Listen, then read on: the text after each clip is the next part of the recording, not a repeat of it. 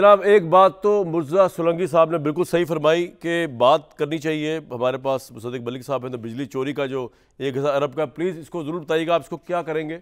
और साथ साथ ये भी बताइएगा कि मुसद्दिक मलिक साहब के 60 रुपये तो लेवी टैक्स वैसे ही चल रहा है ना पेट्रोल पे। तो सुनने में यह आया कि IMF ने आपसे कहा है कि आप लोग गालिबन GST नहीं ले रहे थे पेट्रोल पे आवाम से, जो 18% बनती है, तो वो आपने एग्री कर लिया, वो भी अब GST लेंगे? अगर लेंगे तो कब से लेंगे सर, थोड़ा बताइएगा इन दो चीज़ों के बारे में। जी, पहले अभी तक तो GST के हवाले से मेरे सामने कोई चीज़ नहीं आई। मैं ये एक दो दिन से देख रहा हूँ अखबार में और ख़बरों में। अच्छा। और मैंने आज देखने की भी कोशिश की कि हमारे पास कोई समरी की शक्ल में या कोई ऐसी इंडिकेशन आई है, तो अब तक ऐसी कोई इंडिकेशन नहीं आई। ऑब्वियसली जब कोई ऐसी चीज़ आएगी तो फिर हम उसको इस तनाजुर में देखेंगे कि आवाम के ऊपर जो बोझ पड़ रहा है उसको कैसे मिटिगेट करना है। लेकिन ऐसा बज़ाहिर लग रहा है कि अभी तक, क्योंकि हमारे पास कुछ इसका एविडेंस, लेकिन मुसद्दिक साहब आपकी वजारत खजाना ने एग्री उनके साथ डील किए, तो आपको उन्होंने बताया नहीं होगा इस बारे में कि GST हमने एग्री किया कि नहीं किया पेट्रोल? जी अभी होता है ऐसे है कि अगर कोई इस तरह की चीज़ हो जो डायरेक्टली इम्पैक्ट करती हो किसी और वजारत को, तो वो कम्युनिकेशन फॉर्मली फौरी तौर पे आ जाती है उस वजारत में। यानी अगर वजारत खाना ने कोई बात, यानी अगर किसी जगह पे कमरे में कुछ डिस्कशन हुई है तो वो एक और बात है, लेकिन अगर कोई अग्रीमेंट हो गया होता तो वो हम तक पहुंच जाता। तो मेरी नज़र के सामने से तो इस तरह का कोई कागज़ नहीं गुजरा। अब थोड़ा मुझे बिजली चोरी के हवाले से बता दीजिए। जो मुर्तज़ा साहब ने कहा 1000 अरब रुपए की बिजली चोरी जो हो रही है, उसका तोड़ के आपके पास किस तरह रोकेंगे अगर है ऐसी? देखें, जी बिल्कुल बिजली के हवाले से भी बताता हूँ, फिर गैस के हवाले से भी बताता हूँ, और फिर इकोनॉमिक डेवलपमेंट के हवाले से भी। वो ज़रा बारी बारी आ जाएंगे आपके पास, जवाब दूंगा। बल्कि तो पहले मैं ज़रा आपको इकॉनमी का बता देता हूँ। इस वक्त हमारी सबसे बड़ी जो फोकस है वो ये है कि हमारी बच्चियाँ और बच्चे जो कॉलेजों स्कूलों से निकल रहे हैं या जो कम तालीम याफ्ता भी हैं, उनके लिए छोटे छोटे कारोबार शुरू करने के लिए उनको कर्ज़े मिलने चाहिए। ये इस हुकूमत की सबसे बड़ी तरजीह है। दही इलाकों के अंदर भी कर्ज़े मिलने चाहिए और शहरी इलाकों में भी कर्ज़े मिलने चाहिए। इसके ज़रिए छोटे छोटे कारोबार होंगे। पूरी दुनिया में तकरीबन 70 से 90% जो एम्प्लॉयमेंट है, जो ज़रिया रोज़गार है, वो SME यानी छोटे कारोबार जो होते हैं उनमें से मिलता है। और पाकिस्तान में पहले तो सरकार पैसे बैंकों से ले लेती है, जो बच जाते हैं वो बड़े बड़े सेठ ले लेते हैं, और दरमियाना तबका और छोटे तबके के लोगों को अपना कारोबार शुरू करने के लिए कर्जा इंटरेस्ट फ्री दिया जाएगा, आप ये कह रहे हैं सर? तो इसके ऊपर बैंक के जरिए दिया जाएगा? नहीं, मैंने बिल्कुल ये नहीं कहा। अच्छा, मैंने जी बैंक के जरिए दिया जाएगा, मैंने बिल्कुल इंटरेस्ट फ्री की बात। तो सर इंटरेस्ट तो बहुत ऊपर चढ़ा हुआ है इस वक्त। अभी तो उनके पास कोई कैपिटल, आहिस्ता आहिस्ता जैसे महंगाई कम होगी तो इंटरेस्ट की शरह भी नीचे आती चली जाएगी।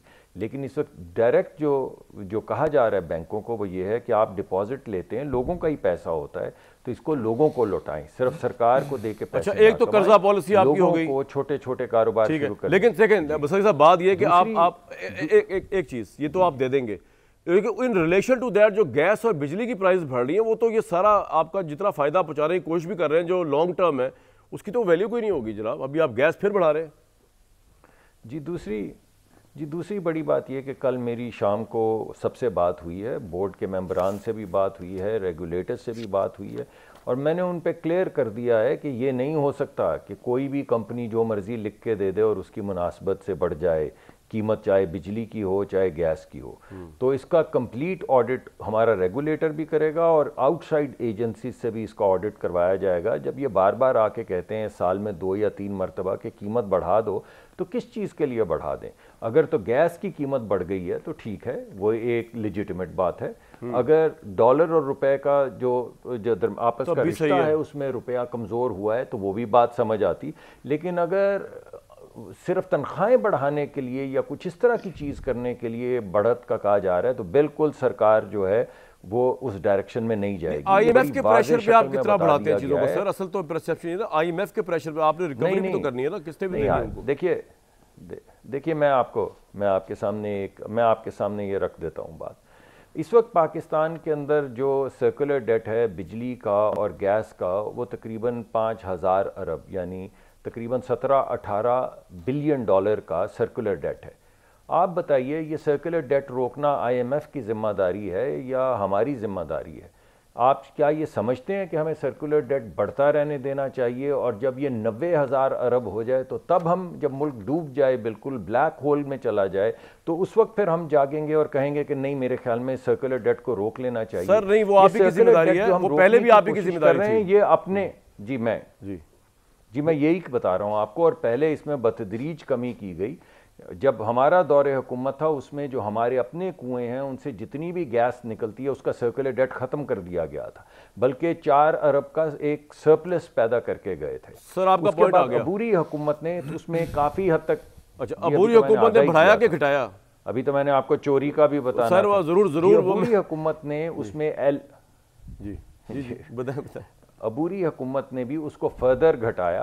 अब उसके अंदर थोड़ा सा ये जो डाइवर्जन होती है वो भी टेक केयर हो गई। अब हमारी कोशिश ये है कि हम गैस को की कीमत को यकसा करके बिजली की कीमत घटाएं, ताकि इस वक्त मुल्क में पॉइंट आपका आ गया। मैं इस पे जरा तैयारी के साथ आऊंगा, से कनेक्टेड हैं और 99% लोग हैं जी, ताकि आप कहेंगे कैरी ऑन ना कर सके, शो को लूट ना सके आप अपने आर्गुमेंट से। मैं जरा पूरी भरपूर तैयारी करके आऊंगा, ताकि अवाम आपकी मौजूदगी में कौन आपका शो लूट सकता है भाई। वो मुझे नजर आ रहा था कि अभी निकल रहा है हाथ से, और मुझे लग रहा था कि मुस्तफा नवाज खोखर साहब भी हाथ से निकलने वाले हैं। इतनी देर किसी और को सुनते नहीं है वो। तो मुस्तफा भाई मैं आपके पास आ रहा हूँ। बिल्कुल शो को हाथ से ना निकलने दे, और मुझे आप स्लॉटर हाउस, क्योंकि सोलंकी साहब पे तो मुझे भरोसा है वो नहीं जाएंगे कहीं छोड़ के मुझे।